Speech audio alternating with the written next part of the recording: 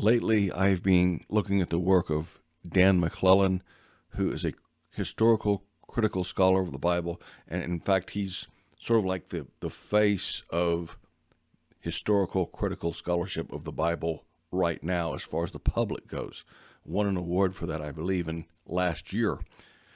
And one thing he has said, two things he's said. One is the Trinity is not in the Old Testament, and that it is really not in the Bible. That is a much later view, and I did a video showing where that's wrong. But then he has said that Deuteronomy 32 indicates that God has a father. And I've got a portion of Deuteronomy 32 up there, and here's what he is saying. Basically, he's saying that this is an insert from an earlier time into the text of Deuteronomy. And verse 8 says, when the Most High God gave the nations their inheritance, there he's saying Most High, El Elyon, is the head of the pantheon.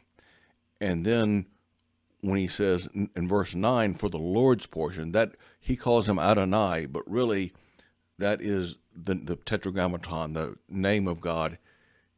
Yahuwah is the way I pronounce it, and I believe it is properly pronounced. Most say Yahweh. But he's saying that the Most High God was giving to his children the nations and the peoples, and there was 70 of these offspring of the Most High God, and Yahuwah is one of them. And so Jacob, or Israel, is the nation that he gets. And that is the sort of the theme. And there's a lot of people that believe that, like adherents of Dr. Michael Heiser. I don't think Dr. Heiser would not approve of where Dan McClellan is taking this, but he approves of the idea of this is where the nations are being given to various deities. And I've already done some work showing that's not the case, but I want to do a little more work here. And but I want to start with saying how hard it is to either prove or disprove anything Dan McClellan says because of his approach to the text. So much so that even though historical critical scholarship claims the mantle of science, it is an unscientific way. The way he does it is an unscientific approach to the scriptures, because you can never falsify things. You can really just say, well, I kind of like this idea, or I don't, or this clicks with me, or it doesn't. Because what he is saying is, he can insert, say Deuteronomy 32 was something inserted from an earlier time. So if we say, look, I can show you elsewhere in the Bible that contradicts this view of Deuteronomy 32, so you're not right about that, he can say, nope, doesn't matter. I'm cutting and stitching. I'm saying this was inserted and has to be interpreted on its own. And you might say, as I'm going to in this video, but look, I can go and show you in Deuteronomy a chain of scriptures leading up to this one, showing you that that's not the right view of the text. It's in conflict with the whole rest of the book of Deuteronomy. And again, he would say, that doesn't matter because this was inserted later by a bunch of people that I hypothesize were there. And unlike me, they weren't smart enough to realize that it contradicted what they just wrote in the rest of the book. So he's basically saying, consider this passage as an independent event. It's unrelated to the material before it, and it's unrelated to the material after it. So I can put an interpretation on these words that I want to put on there, and you can't use the surrounding words in the document to show that what I'm saying about it is wrong. Okay? If that's so, I can't do that, but then you can't show it's right either. It is unfalsifiable. And so conjecture, it's conjecture. It's not science. It's not a true academic or scholarly approach to the material if there's no way to falsify it. And so, and I've done, my previous video, I've said, like Mark Twain once said, only in science can you get such a wholesale return of conjecture for such a trifling investment of fact. And we joke about that, but critical historical scholars of the Bible are worse than that. You can get more and bigger return of conjecture for less fact because of what they do. They say, oh, we think this was inserted from a prior age, and therefore the beliefs of this passage do not have to fit with the beliefs of the document as a whole, and we can make an assertion about what the text is saying that is unconstrained by what the rest of the document is saying, really unconstrained about anything other than the facts of history that we wish to cherry pick and apply to this situation. So that's the view of the passage. But I want to start, and I want to read through the passage, say a few things about it, show how if you care about what the rest of the document says, Deuteronomy, that this interpretation is all wet. It's no good. It's not what the text is saying at all. But first, I need to say a little bit about the divisions here. At the end of verse 8, I'll just read verse 8. When the Most High gave the nations their inheritance, when he divided all mankind, he set up boundaries for the peoples according to the number of the sons of Israel. That's what the Masoretic text says. But the Septuagint says the angels of God, and may say sons of God in some manuscripts. And then there's a Dead Sea Scroll that says sons of God there. And so the argument, both Dan McClellan and Dr. Michael Heiser say originally that was sons of God. And I don't disagree with that. I think the original reading probably was sons of God. I disagree that sons of God means angels or spirit beings. And I have another video about that showing you how the verses in Job, why it is not the slam dunk people think it is, that is talking about that sons of God. Anytime you see sons of God in the text, it means angels or spirit beings. And in this passage, in fact, it clearly doesn't. And I'll go into more detail why before it's over here. But let me start with showing, and the question you need to ask yourself is, why did the people who did the Masoretic text think it was okay to put children of Israel there or sons of Israel there if the original text said sons of God? They thought that was okay. That's what they did. So was it an interpretation that they were just trying to cut out these other gods, that it was originally some other pagan deities and they were trying to put themselves in the seat of the pagan deities? That's what one's mind rushes to if you buy into the conjecture. But there's no reason, there's no factual reason, there's no textual reason to buy into the conjecture. And that is what this video is about. So let's start first by going over a few places in the Bible that show, even in this same book, Deuteronomy, that show this interpretation that Dan McClellan has, and it's a little bit different than what Michael Heiser says. Michael Heiser thinks the Lord was God. He doesn't make a distinguishing of persons between the Most High and the Lord. Michael Heiser sees them as the same person. What Dan McClellan does is say, well, now the Most High is the Father. He's someone different. And the Lord, whom he calls Adonai, is one of his 70 children. And there was all these other gods.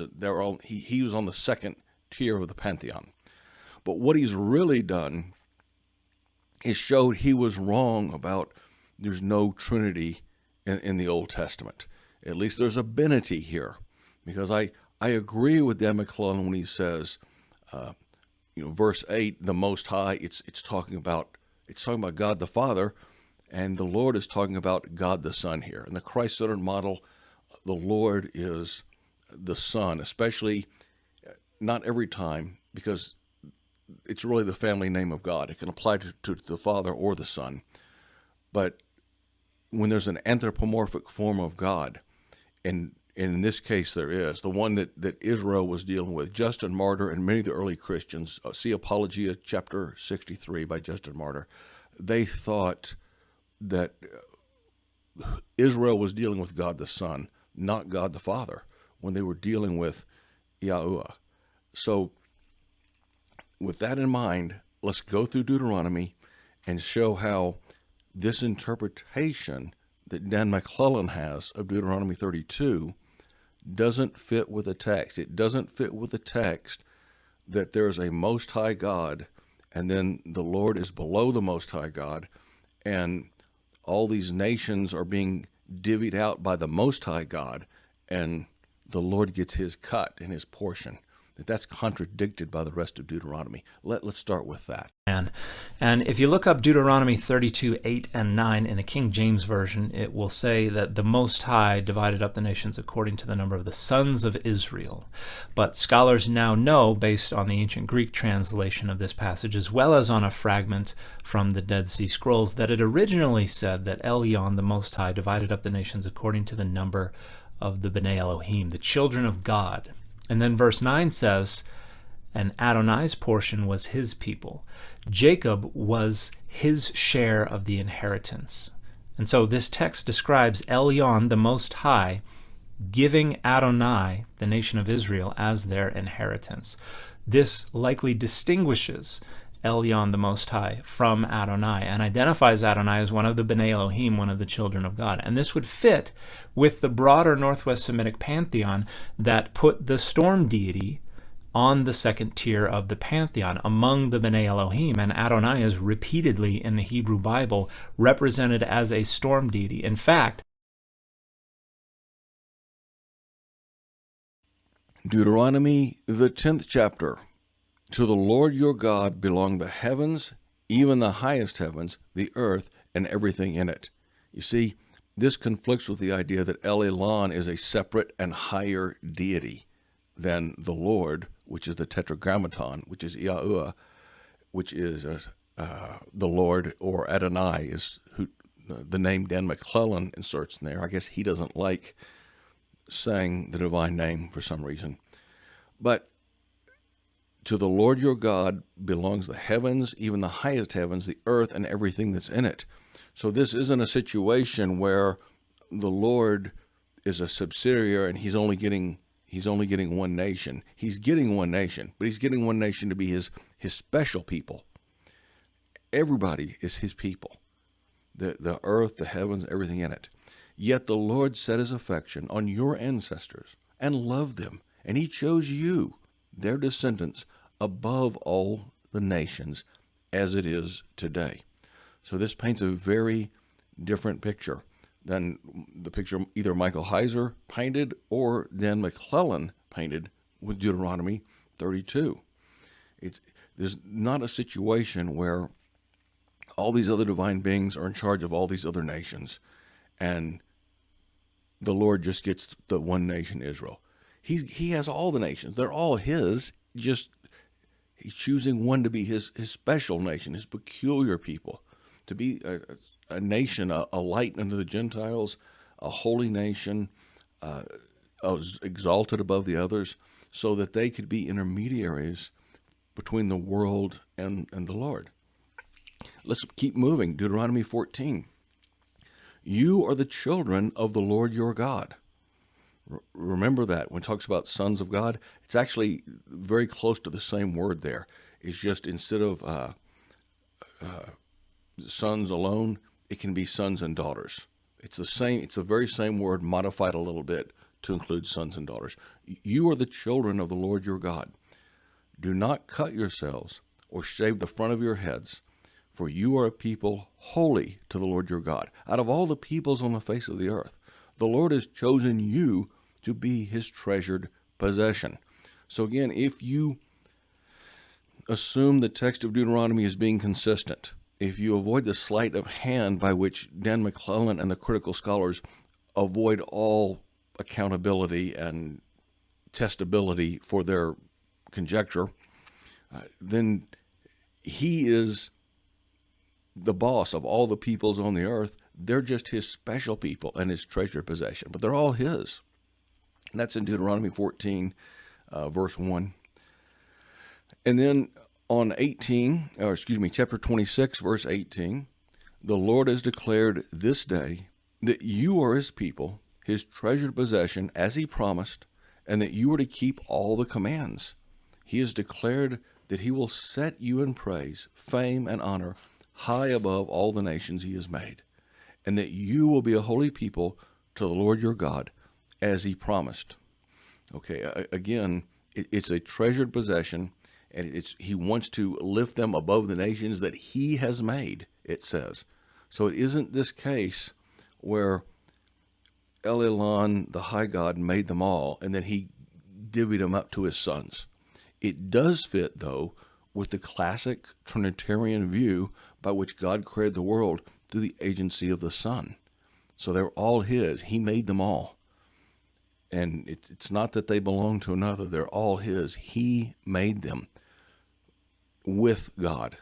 He and the Father together made all the nations. It does say the same thing in Exodus, which is the next book, so sort of after Deuteronomy 32. Exodus 19 says, "Now if you obey me fully and keep my covenant, then out of all nations you will be my treasured possessions, although the whole earth is mine." So again, he's got to do a carve out in order to say what he wants to say, that unlike what the material before says and unlike what the material after says, this is something from an earlier time that was stitched into the text that conflicts with all the rest of it, but that's okay because we don't need to have a way to check our assertions. We just can make them. Deuteronomy 4, I'm going to continue, show you another place. When you look up at the sky and see the sun, the moon, and the stars, all the heavenly array, do not be enticed into bowing down to them and worshiping things the Lord your God has apportioned to all nations under heaven. So again, this is inconsistent with Dan's idea that the Most High God created everything, and then he's divvying inheritance up to his sons, which are other gods, and the Lord just gets his share. The Lord did it all. The Lord, their God, apportioned the heavens for all peoples. But as for you, the Lord took you and brought you out of the iron smelting furnace, out of Egypt, to be the people of his inheritance, as you now are.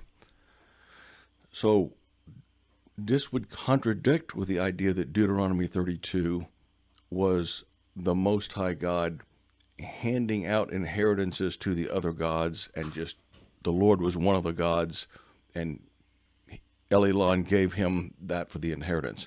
This is him. The Lord is choosing the people of his inheritance. He's choosing them. Let's go back and look at Deuteronomy 32 in the light of what I've shown you here, and in the light of the text.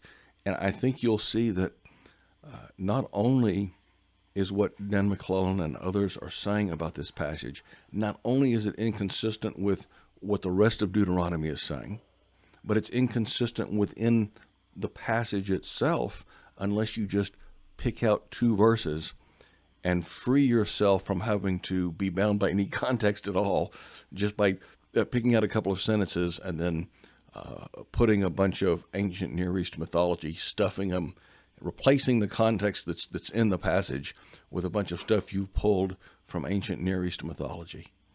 Let's look at Deuteronomy 32 itself, and I want you to notice a couple of things about it. One is why the people who did the Masoretic text felt okay with putting children of Israel if the original text said sons of God or angels of God. And I'm going to do something really not done often enough. I'm just going to move up a couple of verses to get context. I'm not going to start with verse 7. Let's go with 6. Is this the way you repay the Lord, you foolish and unwise people? Is he not your Father, your Creator, who made you and formed you? You see why they're okay with putting children of Israel for sons of God?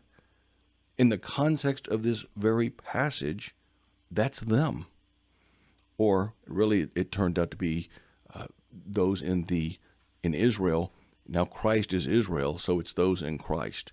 He's every descendant of Israel who kept the covenant, inherited the promises of the covenant. There's only one, and it was Christ. And so those of us who are living in him, whether Jew or Gentile, that's us now. Okay, so it's not really replacement theory. We're still Israel. Some of us were strangers that were grafted in, but Christ is Israel. Exodus 4:22, Israel is my son. He was being more literal there than they understood at the time. But my point is, they thought of themselves as the sons of God here, and that's why they put angels of God, or sons of God, or children of Israel, instead of sons of God. It's because that's them. They didn't consider that it was talking about other deities. And in context, it shouldn't be. In context of verse 6, where he says he's their father, and in context of the rest of Deuteronomy, where it says the Lord your God, he's their God. So the number of the sons of God, that's them. Now, when the Most High gave the nations their inheritance, is verse 8, when he divided all mankind, he set up boundaries for the people according to the number of the sons of God, which they consider to be themselves, which I consider to be all who are in Christ, who is now Israel. There's nothing in there. Look at it. Read it again. Read it backwards. Read it sideways. There's nothing in there about other gods being given any inheritance in this passage. Not at all. Even if the sons of God were some kind of spirit beings, guess what? It's not saying they're ruling these nations. They're being given possession of these nations. It's just saying the boundaries of the peoples are being set up according to their number. There's some sort of relationship between the number of the sons of God and the number and the boundaries of the peoples. That's all it's saying. It's not ever handing over any nation to any other God but the Lord. People are inserting that in there in their head based on a terrible misunderstanding about what sons of God means in this passage, even though verse 6 is basically saying, you're my God. I'm your God. You're my people. I formed you. I'm your father. That means they're his sons. It's talking about them, or those in Christ now, that the covenant has been fulfilled in him. So the Lord's portion is his people. For the Lord's portion is his people. And this is a big dispute here, or it should be, on verse 9. Some translations say, but the Lord's portion is his people. And that would mean in contrast to what happened above. And most people that use this translation are those who read into it what is not there.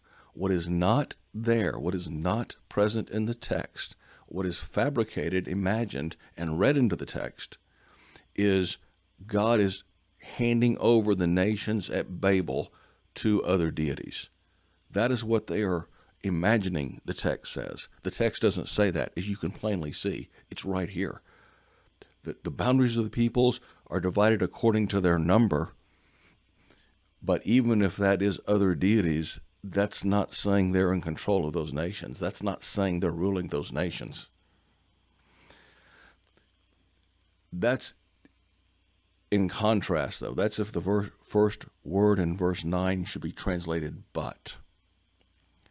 God's given those to them, but he's given Israel to you. For one thing, Israel is not a part of the table of nations. This can't be referring to God dividing the nations at the tower, because Israel wasn't one of those nations. The nations they're dealing with now are not in the table of nations. Edom, for example, Moab, they're not in the table of nations. Ammon. So it says for the Lord's portion is his people. That is the best translation. In another video, I explain why in depth. For the Lord's portion is his people. In other words, not in contrast to what happens above, but here's the reason for what happens above. The Lord's portion is his people, Jacob his allotted inheritance. That's the reason the nations are divided up according to the number of the sons of God. Okay? Then who are the sons of God? Would it make sense if Israel was, the nations were divided according to the number of the sons of Israel, and there was some relation between where the nations are and how many there are compared to the number of the sons of Israel? Yes, it would. It would. It'd say there's a relationship between the boundaries of the nations, between their power, between their prestige, between the influence they have in world history, and the number of the sons of God in them. That would be one reading, a reading that fits with the idea that the writers of the Masoretic text had some grasp of. They didn't think the sons of God were divine deities. They thought it was the sons of Israel. And, I'm saying because Christ is Israel now, he fulfilled the covenant, and he lets some of us aliens and strangers become citizens in him, that it's because God is dividing the nations, setting the boundaries of the people, their power, their prestige, their influence, according to the number of his sons in those nations. That's what it's saying. And behold, it's been fulfilled. Those Christianity, I understand, is waning throughout the West, but when it was growing throughout the West, guess what happened? The West had the most influence and power, and its culture spread worldwide. And so we're kind of looking at fulfilled prophecy in Deuteronomy 32. But some of these folks want to make it about something else. I can see why.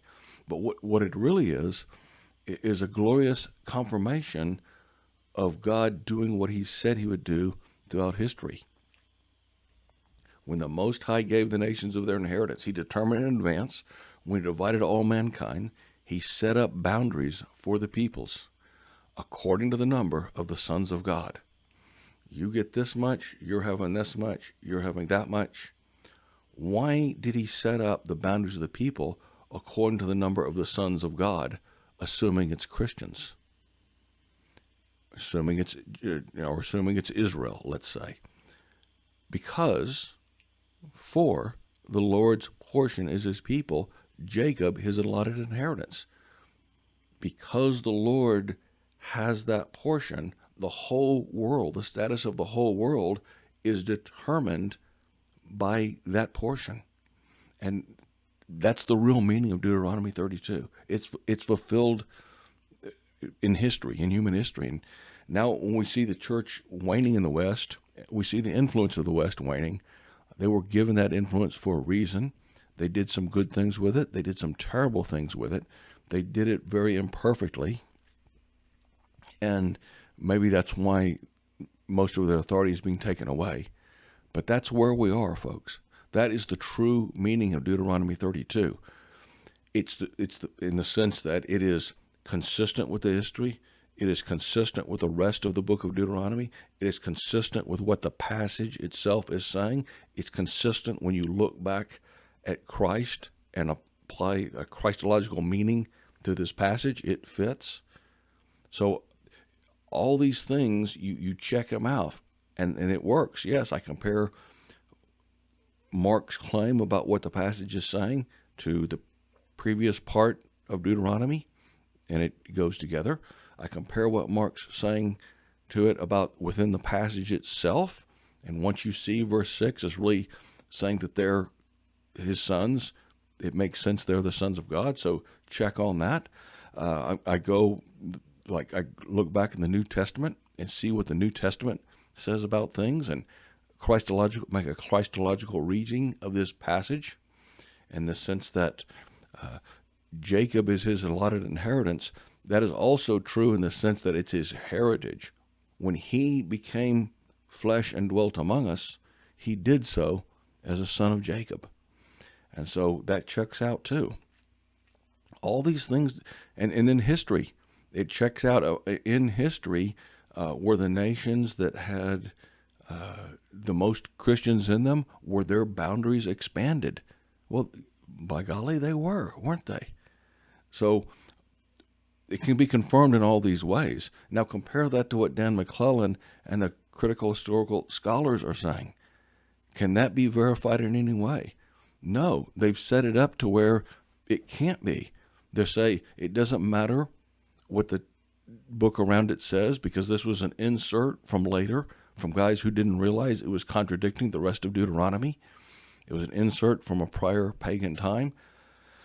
So the passage doesn't even make sense within itself, so that would seem to undermine that hypothesis, but it doesn't fit with history, it doesn't fit with a Christological view, it doesn't fit with, they're saying, oh, this is when the nations were divided at Babel. Israel wasn't a part of that. So but what makes sense is asking your father is asking about the establishment of Israel and with Abraham and what have you.